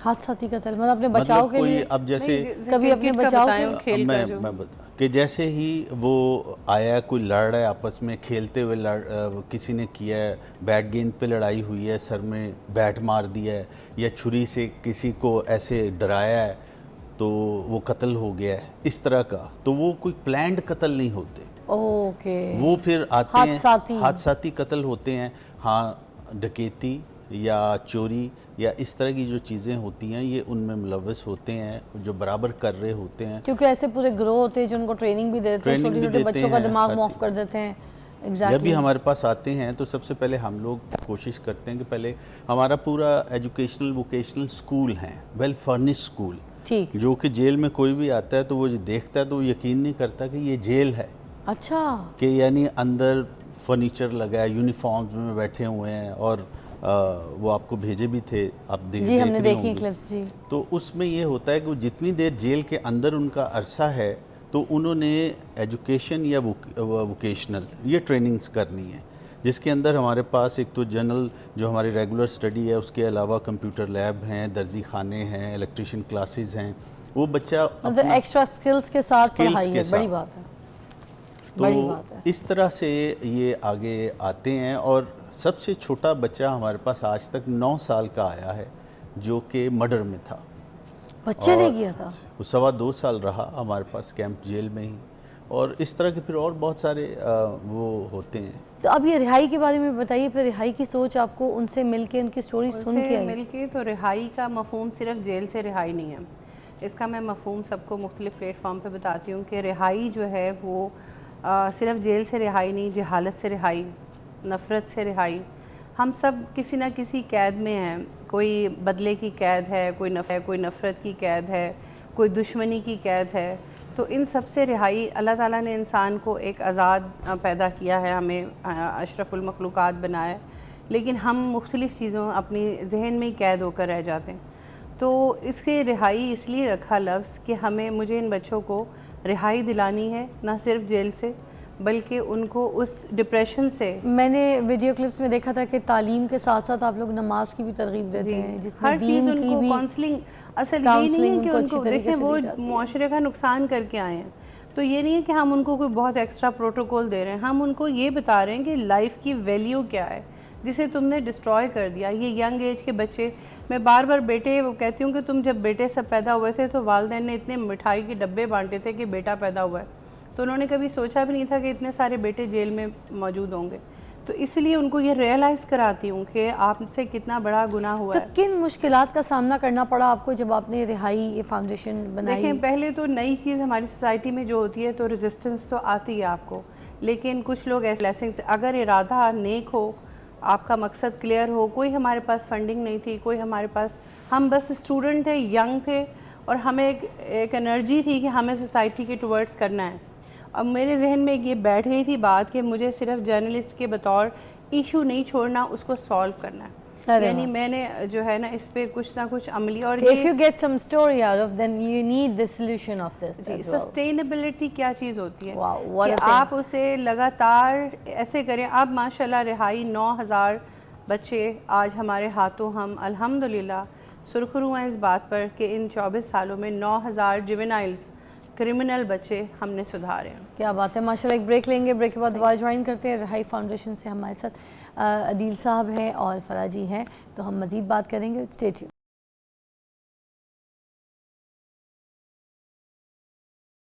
Welcome back, you watching morning with Fiza, और हमारे साथ हमारे मौजूद मेहमान तशरीफ़ फरमा है रिहाई फाउंडेशन से। अच्छा, मैं आपसे पूछना चाहिए थी अदील साहब कि इंतज़ामिया देखते हैं आप जेल में, वहाँ पे ये रिहाई फाउंडेशन का स्पेशली वहाँ पे जो इदारा है वो चला रहे हैं, और जितने भी जो बच्चे हैं जो कैदी होते हैं वहाँ पे, आप उनको वहाँ पर ये सोच देते हैं, ये तालीम देते हैं कि आप आए तो कैदी बनकर हैं यहाँ पर, यहाँ से जाना आपने एक अच्छा इंसान, अच्छा शहरी बनकर है। तो लोगों के रवैये क्या होते हैं वहाँ पे, उनके एटीट्यूड्स क्या होते हैं, आपको क्या फेस करना पड़ता है? देखिए, रिहाई को हमने शुरू किया था 99 के एंड में, आप 2000 में कह सकती हैं, और रिहाई रजिस्टर्ड है सोशल वेलफेयर पंजाब से और चैरिटी कमीशन पंजाब से। हमारी इस तरह की तमाम चीज़ें मुकम्मल हैं जो हमें गवर्नमेंट रिक्वायर करती है। फिर प्रिजन्स डिपार्टमेंट के साथ हम काम करते हैं, तो हम एंड मैं हमेशा आईजी साहब का बड़ा शुक्रगुजार रहता हूँ कि रिहाई को वो बड़ा इनकरेज करते हैं और बताते हैं कि रिहाई is the part of jail. और हमारे पास इस वक्त हम 9 जेलों में काम कर रहे हैं, जिसमें रिहाई एजुकेशनल वोकेशनल स्कूल हैं। जब ये बच्चे हमारे पास आते हैं, ये बच्चे हमारे पास होते हैं 9-10 साल से लेके 18 साल तक के, जिनको जुवेनाइल्स कहते हैं। जब ये आते हैं तो सबसे पहले तो इनका एग्रेशन हम कम करते हैं, वो क्योंकि बदले की सूरत में आते हैं, फिर उनको एक स्कूल का माहौल देते हैं, और जितनी देर वो उन्होंने अंदर रहना है, उन्होंने वहाँ पर या तो काम करना है, मतलब वोकेशनल का, या पढ़ना है।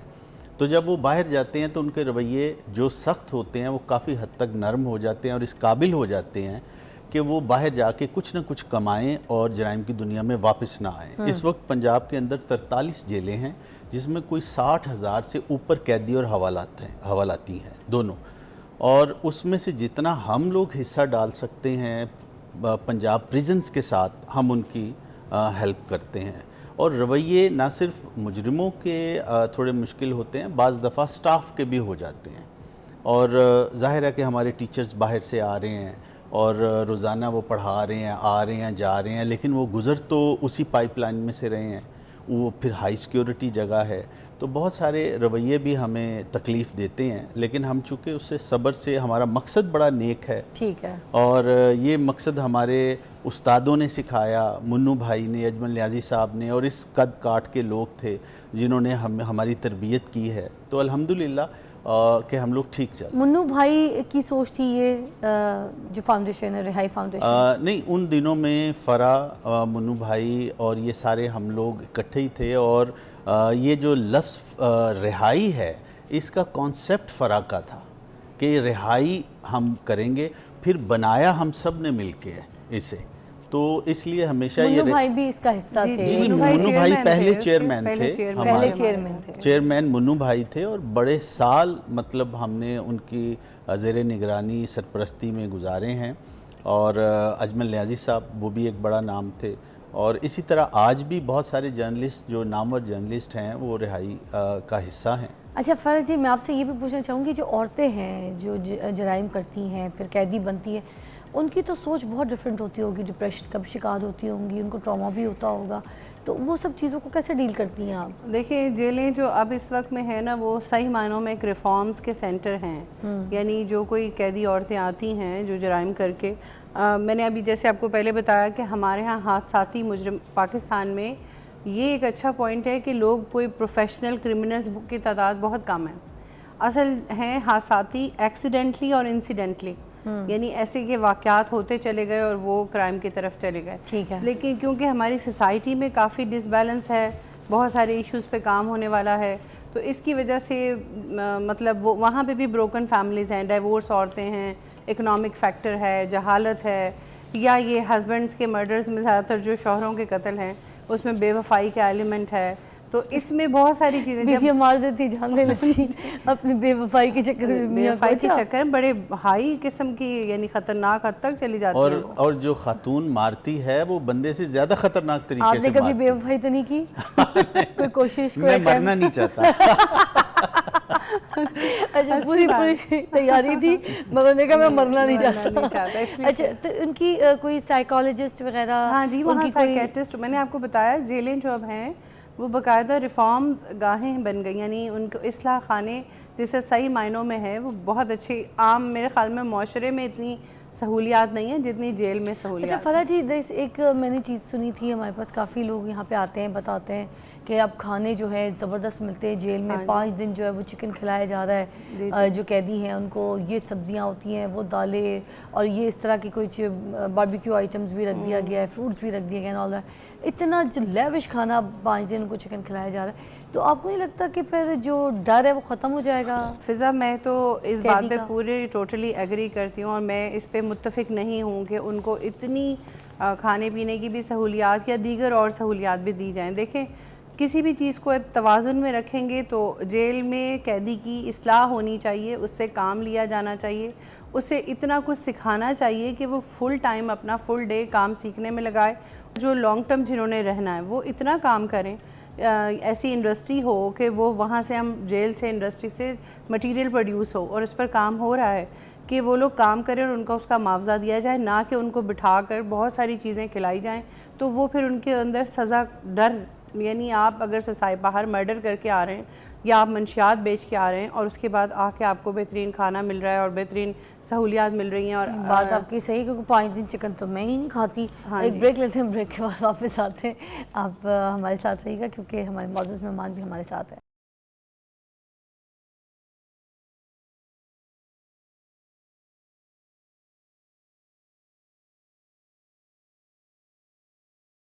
Welcome back, you watching morning with Fiza. और रिहाई फाउंडेशन से हमारे साथ ज़बरदस्त कपल मौजूद हैं और अपनी इतनी अच्छी उन्होंने स्टोरी यहाँ पर हमें बताई। मैं ये सोच रही थी कि जिस तरह से ये लोग एफ़र्ट कर रहे हैं, ये लोग सोच रहे हैं, तो माशरे में सिर्फ ये एक कपल या एक ऐसे लोग नहीं होने चाहिए। हमें अल्लाह ताला ने इसी काम के लिए भेजा है। हम अपनी कबूतर की तरह आँखें बंद करके नहीं रह सकते, हमें भी इस तरह के नेक कामों में हिस्सा डालना चाहिए। तो मैं आपसे यहाँ पर ये जानना चाहूँगी कि मुझे ये बताइएगा आप दोनों प्लीज़ कि ये जो सक्सेस स्टोरी है कि आप लोगों की इस फाउंडेशन से, इस इदारे से जो लोग पढ़ के कुछ सीख के कुछ बन के निकले हैं आगे, जो एक नई सोच लेके निकले, तो आगे उनकी सक्सेस स्टोरी में क्या है जी अदील साहब? जो भी हमारे पास से अभी तक निकला है तो अल्हम्दुलिल्लाह हमारा बहुत ज़्यादा इसमें मिसालें हैं, लेकिन चंद एक मैं दूंगा। जैसे अख्तर हुसैन है, वो वकील बना, शहजाद अकबर है, वो इंजीनियर बना, इरफान बैंकर बना, आज अपने बीवी बच्चों के साथ हमसे मिलते हैं। और सक्सेस स्टोरीज़ ये हमारी हैं कि जो सालों पहले हमारे पास रहे थे। अभी पिछले साल हमारे पास मुरीद अब्बास रहा था, 10 साल वो जेल में बेगुनाही में रहा। ये कौन थे? ये एक लड़का था, हमारे पास रहा 10 साल, उस पर कत्ल का मुकदमा अच्छा। था।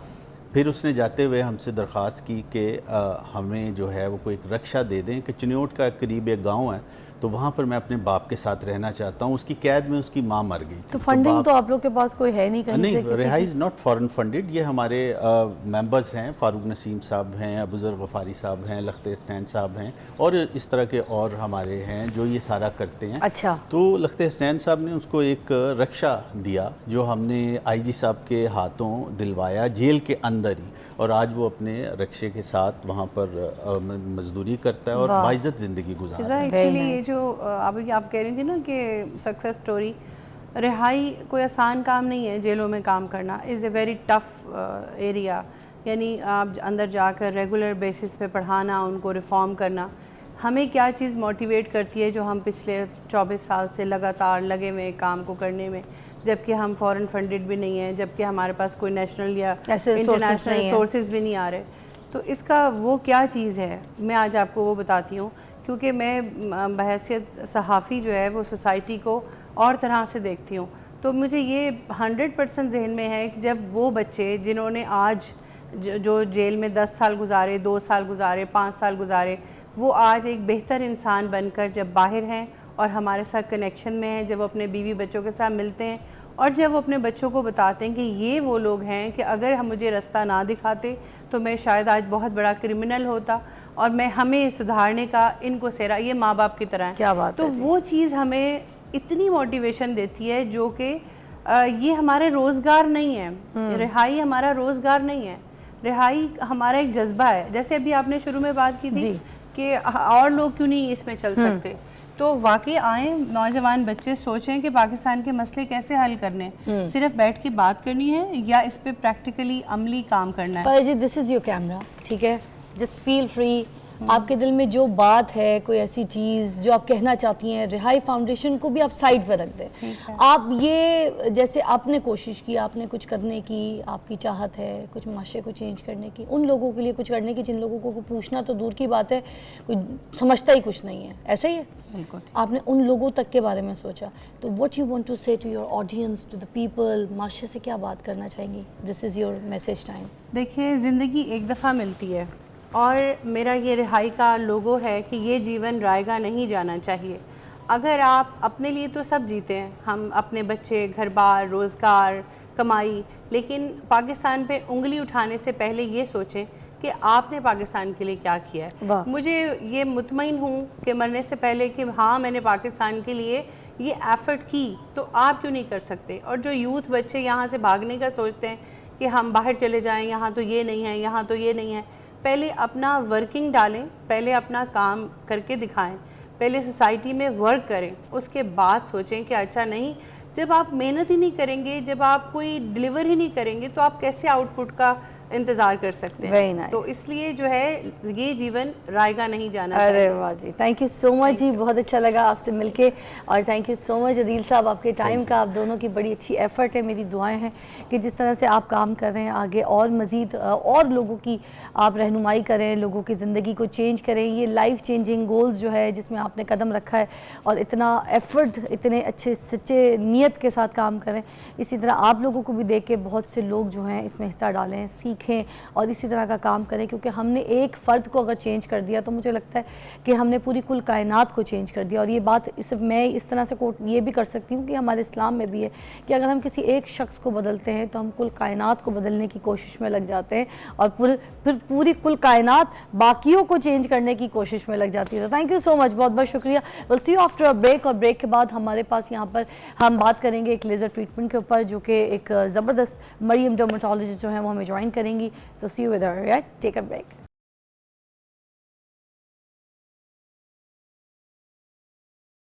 Welcome back, you watching morning with Fiza. नाजरीन, अभी हमारे पास मौजूद है मरियम मंजूर, जो कि डर्मेटोलॉजिस्ट है, हमारे प्रोग्राम में आती रहती हैं, आप उनको बहुत पसंद करते हैं, बहुत अच्छा गाइड करती हैं। मरियम मंजूर जो है, आज हम उनसे बात करेंगे लेज़र हेयर ट्रीटमेंट के ऊपर के बहुत से लोगों के चेहरे पे, फेस पे बहुत ज़्यादा फेशियल हेयर्स होते हैं, उनको रिमूव करना होता है। तो ये जो ट्रीटमेंट्स होती हैं, laser hair treatments, body hair laser जो करवा रहे होते हैं, इन सब चीज़ों के लिए क्या ये सब कुछ सही है? क्या साइड इफ़ेक्ट्स हैं? स्किन के लिए कितने ख़तरनाक हैं? और ये कौन से रेज़ हैं जो हमारी स्किन या हमारी बॉडी को लगते हैं तो हमारी बॉडी कहीं बर्न तो नहीं होती, कोई अंदर कोई लेयर, कोई ऐसी चीज़ ख़राब तो नहीं हो रही होती? सारी चीज़ों का हल हम आज पूछेंगे मरियम जी से। मरियम हमारे साथ है। अस्सलाम वालेकुम। वालेकुम सलाम। कैसी है मरियम? मैं बिल्कुल ठीक, आप कैसे? इस दफ़ा काफ़ी दिनों के बाद आई है अब हमारे पास, जी है ना जी? हाँ। तो आज हम लेज़र हेयर के ऊपर बात करेंगे। सबसे पहले तो बता दीजिए कि लेज़र हेयर ट्रीटमेंट होती क्या चीज़ है? अच्छा, देखिए फिज़ा, जैसे है कि स्टार्ट से ही जैसे कि हम सबको पता है कि फ़ीमेल्स में भी और अब तो मेल्स में भी ट्रेंड है कि आपने अपने शेविंग या इस तरह से करना है या हेयर रिमूव करने हैं, अनवांटेड हेयर्स को, ठीक है। सो पहले इसमें जो है जो तरीके इस्तेमाल होते थे वो होता था रेज़र, वैक्स या शेव का, ठीक है। उसमें ये होता था कि एक तो स्किन बहुत ज़्यादा कटती थी, ख़राब हो जाती थी, या फिर कट लग जाते थे, लोगों को अक्सर पता नहीं होता था, या फिर ये होता था कि उससे बहुत सारे प्रॉब्लम्स भी हो जाते थे, जैसे स्ट्रॉबेरी लेग्स हो जाना, ठीक है, जो अक्सर कंप्लेन करती हैं, ठीक है, और उसमें इचिंग, बर्निंग वगैरह भी होती थी, ठीक है। तो उसके बाद अब एक नया तरीका आया जिसे लेज़र हेयर रिमूवल कहते हैं, ठीक है। Laser hair removal relatively safe है इन सब ट्रीटमेंट से। एक तो ये कि ये लेज़र हेयर रिडक्शन भी करता है, ठीक है, और रिमूवल भी करता है। नंबर 2, दूसरी बात ये कि जो लेज़र है it is completely safe, it's not rays, ये लेज़र है, ठीक है। तो ये स्किन की 1 से 2 लेयर में जाता है, इसके अलावा ये पेनिट्रेट नहीं करता, तो इट्स कम्प्लीटली सेफ़। तो जो हेयर की ग्रोथ है वो किस तह तक होती है? अच्छा, फर्स्ट सेकंड लेयर तक या और डीप? नहीं, फर्स्ट सेकंड लेयर तक होती है, ठीक है। तो उसमें ही, और इसने बेसिकली हेयर में भी उसका जो पिगमेंट होता है उसको टच करना होता है। तो ये जो पिगमेंट जब हम लेज़र हेयर रिमूवल से पहले शेव ऑफ करते हैं या रेज़र करते हैं बालों को, वो बेसिकली इसीलिए किया जाता है ताकि उसका हेयर की जो शेफ्ट है वो सामने आ जाए, ताकि उसमें मोस्ट जो पिगमेंटेड एरिया उसको वो पिक कर ले।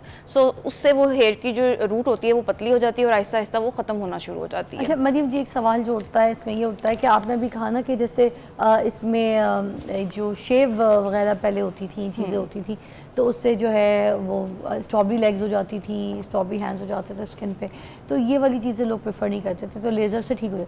तो करना तो लेज़र के लिए भी शेव पहले ज़रूरी होता है कि जब आप लेज़र के लिए जाते हैं तो वो आपको चाहे फेस है, फेस पे भी शेव करके देते हैं, हाथ है तो हाथ में भी शेव करके देते हैं। तो शेव तो दोनों तरीके से पहले हो ही रहा है। अगर स्किन में कट पड़ जाता है, आप कह रही थी, तो तब भी हमें लेज़र से पहले कट पड़ना है क्योंकि शेव तो हो रहा है। अच्छा, उसमें एक तो ये होता है कि जो वहाँ पे पर्सन होता है वो थोड़ा ट्रेंड होता है, प्रोफेशनल होता है और वो थोड़ा बेहतर तरीके से करता है, ठीक मगर है। मोस्टली वो लोग ये भी कहते हैं ना कि अगर आपने घर से करके आना तो करके आ जाएगा, टाइम बचेगा। फॉर टाइम सेविंग, ठीक है। लेकिन उसमें ये होता है कि वहाँ तो हम जो रेजर से हम रिमूव कर रहे हैं उसमें तो सिर्फ वहाँ से बाल सिर्फ जस्ट रिमूव हो रहा है। इसके बाद एक्चुअल ट्रीटमेंट होता है जिसे लेज़र कहते हैं, कि जब हम शेव करते हैं उसके बाद हम हेयर को टच करते हैं और उससे फिर उसकी जो रूट पतली होती है बेसिकली वो ख़त्म करती है। तो इसलिए उसका तो ट्रीटमेंट आफ्टर शेविंग हुआ ना, ठीक है। उसमें तो शेव के बाद इसमें शामिल है। शेव वो भी इसीलिए की जाती है कि अगर आपके जैसे अक्सर हम पेशेंट को कहते हैं कि आपके जैसे जैसे थोड़े थोड़े बाल आना शुरू हो आप तब आके करवा लें, सो दैट आपको वो शेव नहीं करना पड़ेगा, ठीक है। लेकिन अगर फुल हेयर ग्रोथ के साथ पेशेंट आएगा, जो कि प्रेफरेबल भी यही होता है कि आपकी फुल लेंथ आ जाए एक दफ़ा, तो फिर आप उसको करवाएं। तो वो हमें छोटा करना बाल को इसलिए ज़रूरी होता है कि उसकी सारी जो लेंथ होती है वो पिगमेंट वो एनर्जी ले लेती है और उससे जो होता है हेयर जलता नहीं है, जो हेयर की रूट है वो बर्न नहीं होती, वो अच्छा, ऊपर कुछ ऊपर लोगों को खत्म हो वैसे जाता है। समझ नहीं आता, कुछ लोगों को लगता है कि अभी हेयर लेज़र ट्रीटमेंट हुई है तो उसके बाद वो नीट हो गया है, महीने तक हम रिलैक्स हैं, 2 महीने तक रिलैक्स, जबकि वो 1 हफ्ते के बाद उसके अंदर की ग्रोथ जो रहती है वो निकलती है, उसको दोबारा शेव करो तो फिर फाइन स्किन आती है। ये भी एक है। अच्छा, इस तरह होता है कि बॉडी पे हर वक्त हेयर साइकिल जो है वो 3 फेजेस में होता है ना, तो जो हेयर होते हैं वो हर वक्त गिरने वाली फेज़ में नहीं होते हैं। तो जो लेज़र में भी टारगेट होता है वो 10 to 20 या 30% वो हेयर होता है जो कि हर दफ़ा टारगेट हो जाता है। और आपने देखा होगा कुछ बाल बिल्कुल भी नहीं निकलते, फर्स्ट में ही नहीं निकलते, ठीक है। और कुछ होते हैं जो निकलते रहते हैं, वो उस फेज़ में नहीं होते। और इसीलिए 6 to 8 सेशन मिनिमम कहा जाता है कि हर दफ़ा 10, 15, 20% करके बाल अगर ख़त्म होते जाएंगे तो वो काफ़ी हद तक ख़त्म हो जाते हैं। अच्छा, जो डार्कर स्किन टोन होती है उनमें पिगमेंट चेंजेस भी हो जाती हैं, तो ये क्या होता है? अच्छा, पहले जो स्टार्ट में लेज़र आया था ना, जैसे IPL कहते हैं, ये लाइट थेरेपी होती है ज़्यादा, ठीक है। इसमें लेज़र नहीं होता, वो आपको स्किन और पिगमेंट जो हेयर का पिगमेंट है उसको डिफ्रेंशिएट नहीं करती, तो वो सारी लेयर्स को बर्न करती है, जिसकी वजह से अक्सर लोग कहते हैं कि लेज़र कराया मुंह जल गया या निशान पड़ गए, छाइयाँ पड़ गई हैं, जलने मतलब वो निशान पक्के हो गए, ठीक है। सो वो ये, या फिर वो अक्सर कहते हैं कि हमारी इससे हेयर ग्रोथ ज़्यादा हो गई, ठीक है, अक्सर ये भी कहा जाता है। लेकिन जो लेज़र है एक्चुअली वो हेयर के पिगमेंट को डिटेक्ट करता है, तो वो स्पेसिफिक होता है, वो जनरल नहीं होता। इससे ये परमानेंट होता है? अच्छा, मोस्टली परमानेंट होता है, ठीक है, मोस्टली परमानेंट होता है, ठीक है। कुछ एरिया के बाल, जैसे फेस पे बाल है ना, वो हार्मोन डिपेंडेंट होते हैं, वहाँ पे नया बाल आएगा, पुराना बाल खत्म हो जाता है, लेकिन नए बाल को ही हम यही समझते हैं कि जी हमें तो ग्रोथ आ रही है।